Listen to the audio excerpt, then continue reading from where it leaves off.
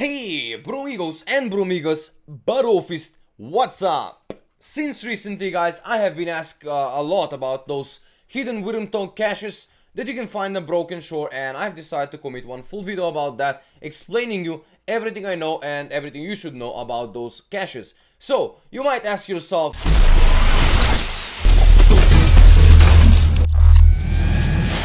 what are Wyrmtongue caches? Well, those are similar to Treasures of Warlords of Draenor, or if you remember, a hidden chest that can contain, by default, 40 to 50 Nethershards, 2 to 5 war supplies, like 50 to 100 Order Resources, and artifact power. I will not go into numbers here because it's really dependent on artifact knowledge, but those are the things that you can get from these caches. Now, there are modifiers that can enhance the loot from these caches, like traits and buffs from buildings that you're contributing your war supplies to, like Mage Tower buff, that it's passive, increasing the power of the caches by doubling the loot basically, or the current buff from the Nether Disruptor that gives you the chance of getting double Nether shards from any source pretty much. So, you might ask yourself as well, why I'm farming this? Well, they give quite a lot of Nether shards, to be honest, per time spent or per activity. That is worth a lot for me, especially, you know, with the Nether Disruptor Mage Tower buff that we currently have, and also because you can do a lot of other things while doing this stuff. So, now that you know what these caches are, you're probably wondering, how can I farm, or how can you find them actually?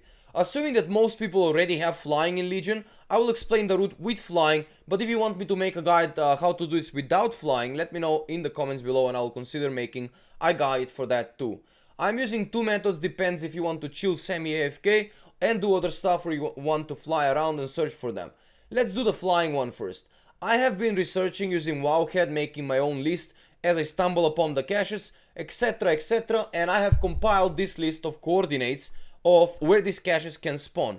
I'm quite sure that I'm covering around 99% of the caches, and since I'm designed to behave like a human, I'm prone to errors sometimes as well, so apologies for that. You will find this list of coordinates in the description as forum link, and what you will need for that is two add-ons, TomTom and Paste. You're gonna need three optional add-ons actually. The third add-on will be Server Hop or Cross Realm Assist that you will need to jump servers with, but we're gonna talk about that later. I'll put the links for the add-ons as well in the description. TLDR for the add-ons. TomTom is used for coordinates in-game and adding dots or waypoints on your map using the way command. Paste is an add-on that allows you to paste long text into a command line of World of Warcraft without making 15 macros for that. Now, after you have installed TomTom and Paste, go to Interface, Add-ons and find TomTom General Settings. Set this setting to 91 because I think 90 as a number is pretty, you know, mainstream, and I think that around 100 is the distance where these treasures are popping up, so clearing them in 91 is good to not get annoyed by the green dot, you know, not removing itself and shit. So, copy the coordinates from the link and open the Paste add-on from the minimap and pasta the coordinates inside. Click pasta and close, and voila, your map is full of green dots. So I'm using route for flying similar to what I have drawn here on the image for you, but you can use your own stuff if you prefer. Do one full route and clear all the green dots from the map. Then server hop and do another route. I know that you will ask what I'm using for server hopping. I'm using the add-on called server hop right now, but I've heard from somewhere that it has been discontinued. It's not really updated anymore. So if you want, you can find alternatives like Cross Realm Assist or something like that on Cursor or somewhere. So that is the method number one. Now let's go to method number two. Since you already know how to apply the dots on the minimap, now find yourself some cute dots like I have found underwater here and stay at that spot there. Loot the cache, change the server. Loot the cache, change the server. Loot the cache, change the server. Loot the cache, change the server. Loot the cache, change the server. Loot the cache. Okay, you got it. Now, after you notice that 5 or 10 server hops won't spawn more treasures, that means that either that node is farmed a lot or you have picked it up on every server. After that, find yourself another dot and do the same.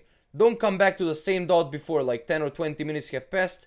I would suggest you to find some hidden dot like the one I found underwater that, you know, people are avoiding because of the terrain or because it's underwater, because I don't think everyone has the fishing artifact, for example. If you don't have fishing artifact, by the way, shame on you. If you want to get it and not be shame on you, then go and watch my fishing guide and get it. It's easy peasy, you can walk on water, fish a lot better, breathe underwater and transform yourself into a talking shark, by the way.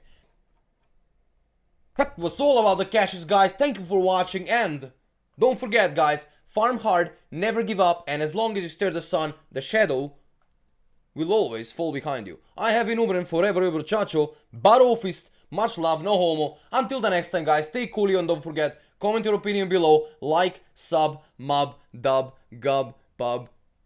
Yeah, until the next time, I'll see you. off. Just before I really go, I want to say thank you to all the loyal patrons that have been supporting this channel for a while now, and for the upcoming ones. Welcome, guys. Make sure to check out the new Discord and beta rewards I have put out there and leave your feedback on them. Thank you from the bottom of my heart. See you guys in the next one.